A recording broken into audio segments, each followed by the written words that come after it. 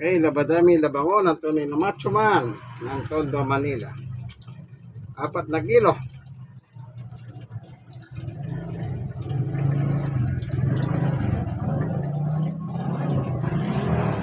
Ayan. Binabad ko ng 5 ganito. Sa mismo makina ko na po binababad, ano? Tapos, ganito, hapak.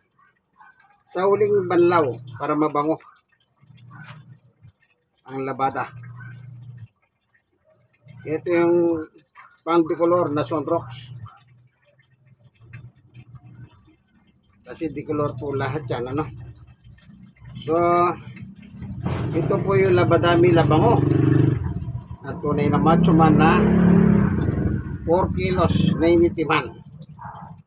So hanggang dito na lamang po, ano, inyong kaibigan Jesus, Brother Manny Bautista.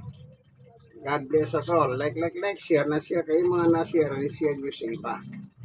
Ako, kahit senior na po ako, senior. At stroke nose, 5 years. Gumagawa pa tayo ng gawain bahay. Bakit? Yan ang tatak ng ating pagiging tunay na macho man.